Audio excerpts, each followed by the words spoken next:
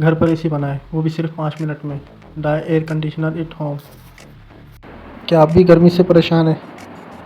इस वीडियो में देखिए कैसे आप घर पर रखी पुरानी चीज़ों से एक पावरफुल डाई मिनी एयर कंडीशनर बना सकते हैं।